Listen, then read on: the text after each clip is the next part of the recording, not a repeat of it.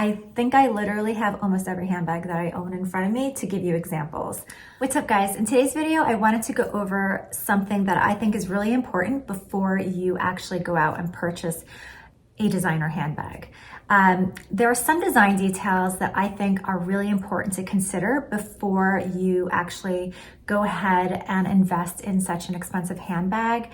And just because you're paying a lot of money for a handbag and just because it's really expensive or it carries a certain brand name, it doesn't necessarily mean it's going to last you a lifetime. There are some design details that are better than others that you should consider, in my opinion, before you jump in and buy a handbag. And I'm going to go over a list of things that I think are really important, that I think about every time I decide to buy a handbag. And I'm going to show you some examples too. So I hope this video will help you with that before you buy a handbag. So the first thing I wanted to talk about was corner wear. Corner wear is going to happen to any handbag that you have. And what I'm talking about specifically are folded corners. An example of folded corners is the longchamp. The longchamp has these folded corners, meaning the fabric is folded in on itself, and so it causes a sharp corner. And these sharp corners are going to wear a lot faster than a bag that does not have sharp corners like this, right? So every bag, as I said, will endure some sort of corner wear if it's heavily used. But these ones in particular, where the fabric is folded on itself, will wear down a lot faster than another type of design. So this I will show you is the longchamp. It's folded. Trying to get my face out of the frame. You'll see that there's some wear there anyway. I'm gonna say this has been heavily worn for for 2 months, and like I'll always kind of have this on hand and then rotate through another bag at the same time depending on the outfit I'm wearing or whatever, but this has been heavily worn for the last 2 months. And it's a brand new bag. I bought it this year. So for 2 months of wear, this is a lot, right? And like, it's on every corner, obviously. So that is something to be mindful of. So it's not just limited to nylon. It will happen to a lot of different fabrics or leathers. This is my hella old Gucci bag. And this is made of uncoated canvas, and look at the wear on those corners.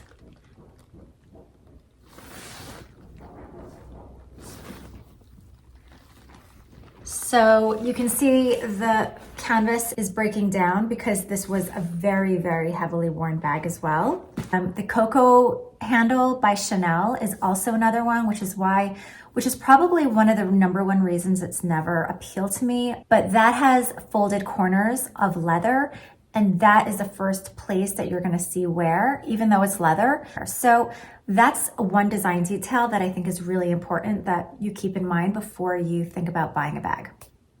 Another thing to consider that probably most people will first consider when they're buying a bag, especially at a higher price point, is the durability of the bag. So is it a pebbled leather? Pebbled leather is usually more textured.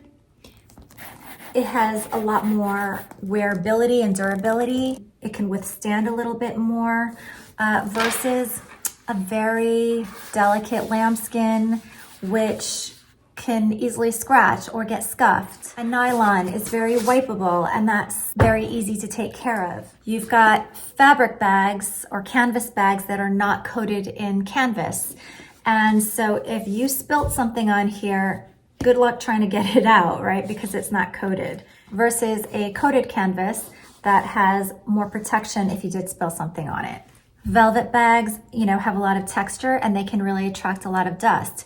Mine is in this cobalt blue color. And can you see a little bit of dust? I'm sure you can. I think having a black velvet bag would probably be a lot more obvious in terms of showing dust, but that might bother you too. If you have pets at home that shed, that might attract to a velvet bag. And so that's something to think about. That's probably one of the biggest things to think about is the texture of your bag or the durability of your bag, because that's got the most surface area, the exterior, and that's where you're gonna see a lot of the wear. But the outside of the bag is really where it's gonna withstand the elements.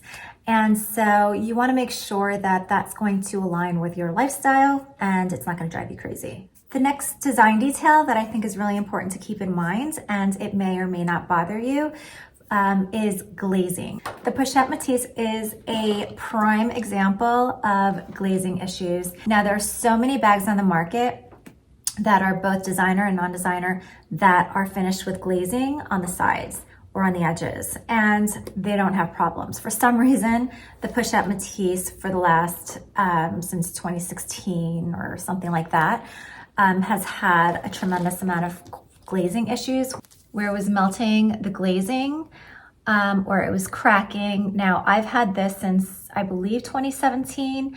Mine is one of the newer models post the glazing saga issues, but mine never had any problems, thankfully, but that is something to consider. There are some bags that just have a lot of glazing. I have another Louis Vuitton bag that's got a lot of glazing around the edges, and I'll try to throw up some video or pictures of that. But that is also something that might bother you if you've had bad prior experiences to melting glazing. So that's something to think about before you buy a new bag. The third thing to think about, which I think a lot of people do think about, is color transfer. Color transfer is probably more noticeable on light colored bags, like white or cream colored bags.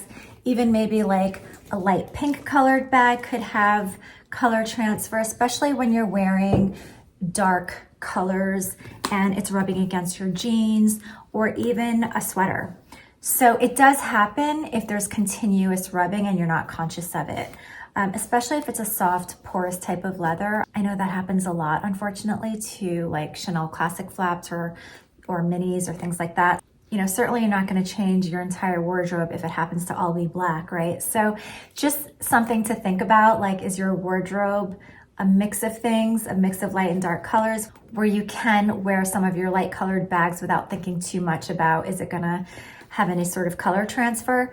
So that is something to think about before you think about buying light colored bags or really any colored bag. Color transfer can happen to a brown caramel colored bag. It can happen to anything, especially if they're heavily dyed finishes on your clothing that it's rubbing against. The fourth thing that I would encourage you to think about before purchasing a bag is its closure. So there was a YSL reversible cape bag that I've previously spoken about in another video, which was bags that I've sold and why. And it was a magnetized flat bag and it was reversible, so there was no clasp or anything like that. There were literally 2 circle magnets that were hidden inside the flap that was supposed to connect to the inside of the bag. And if those 2 magnets didn't align, your bag was not closing properly. And that drove me absolutely bananas and I could not handle it. So amongst other issues with that particular bag that I didn't like, but that closure really drove me insane. So think about the type of closure the bag has. So are you okay with an open, an open concept bag? Are you someone who needs to have a very secure zipper?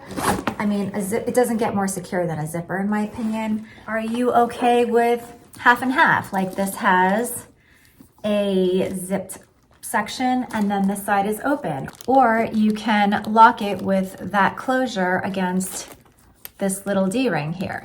Is this secure enough for you? This is a Gucci bag and there is no actual lock, but it just tucks in.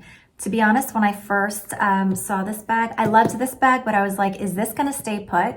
In this case, it does, so it doesn't bother me at all, and it's very secure. Clasp on a Chanel, I love that. It's just very satisfying for me to hear that click. So I love that kind of closure. That's probably my favorite closure. Then there's like a snap and magnet. So this is the Fendi baguette. you know, it snaps, but it also magnetizes and it tracks each other so that it helps the snap close. So there's just so many varieties of closures to think about. And, you know, you have to think about where you live and how secure it is and how comfortable you feel with being able to get in and out of the bag fairly easily, and also having it secure enough for safety purposes. And I don't think people think about the practicality of opening and closing, being in a store and being like, oh my God, let me pay, and then I've got to fiddle so much with the bag that I can't close it or open it fast enough. So I do think that's important to consider. The fifth thing to consider before you buy a bag is going to be the chains or the straps. And a lot of times the Chanel bags, for instance, are not adjustable. So you've got to consider, is this going to be too long for me? Is that going to drive me crazy? And, or is it too short for me? Is it going to look silly? And is it going to be comfortable enough? But then there's also like things like this, where the chain can get kinked up. And is that going to bother you? And sometimes you do have to kind of fiddle around with it to straighten it out. And for this bag in particular, because it's got the little adjustable ball, this has got to be straight, but sometimes it does get kinked up and you've got to like play with it for like 30 seconds before you can move the ball and adjust it. So those are things to consider.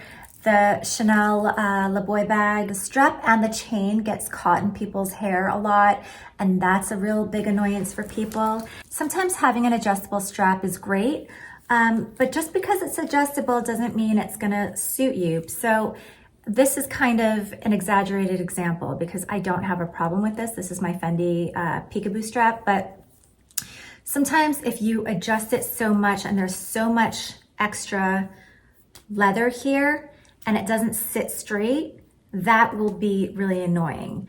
And oftentimes you'll see these little straps to help keep them in place so it doesn't do that. But sometimes if this little strap is not tight enough, it will keep moving and it will fall out of place, and therefore that loose piece of leather can really go flying and get in the way, and that could be super annoying.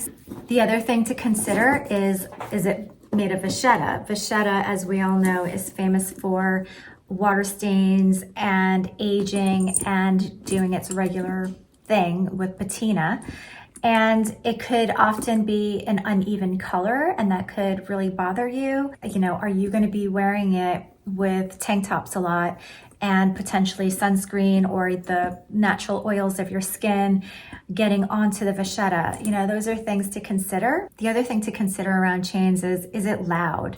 Because that can be really, really annoying. My Louis Vuitton Dauphine bag, I love that bag, but that chain rubbing against the canvas is really loud. It is annoying when you're walking and hearing this.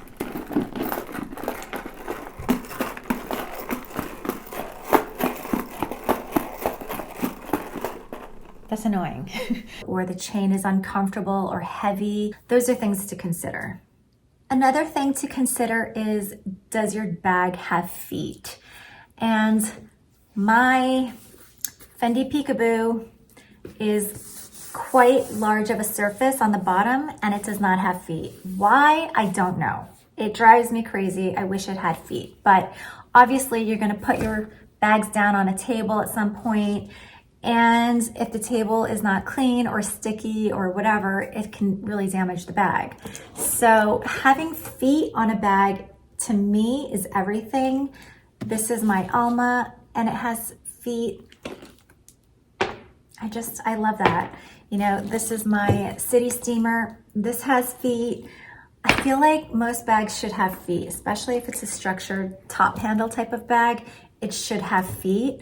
And that's going to give you a lot more peace of mind when you're putting your bag down and setting it on a table. Not to say that it's going to be 100% perfect and keep your bag perfectly clean, because anything can happen, but it is certainly a layer of protection. Another thing to think about when you're buying a bag is the structure of the bag. And so I think that when you first buy a brand new, shiny, beautiful bag, It can come to you looking perfect, in the perfect structure. But the reality is, if you're wearing a bag a lot and very often, especially if it's your throw and go everyday type of bag, it might lose its shape. And I'll give you an example is the Chanel Mini. It comes to you perfectly when you buy it. It's got this really nice structure and you think this is gonna last you, but you know, if you looked on the pre-loved market, you'll probably see a lot of battered Chanel mini bags, right? Because they might have been squished. These things that come in might be pushed out. The leather will wear, it'll sag a bit. You know, it's not just this. The peekaboo, I think, is meant to wear over time. And I think that's where the name peekaboo comes from, is I think this is supposed to sag a little bit over time.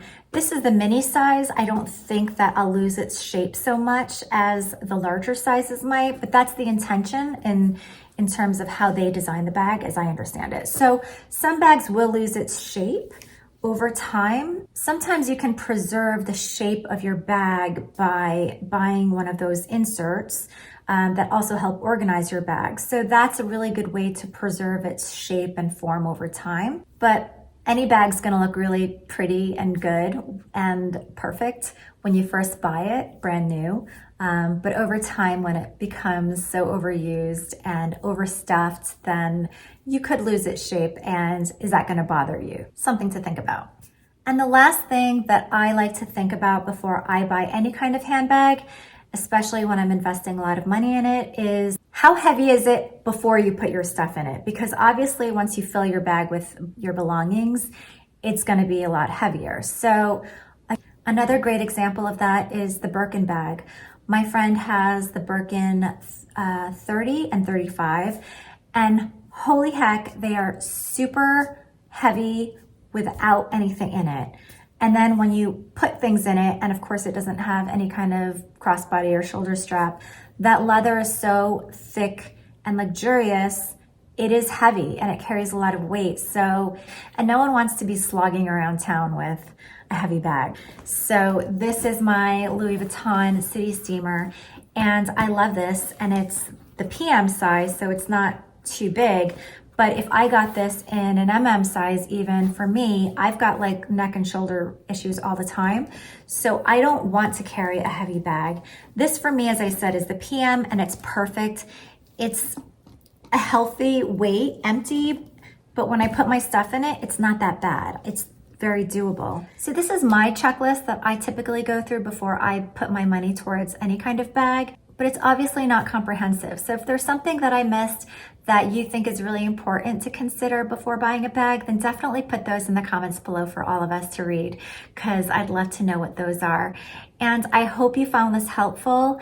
And if you did, then maybe go binge watch some of my other videos, and I will see you next time. Bye.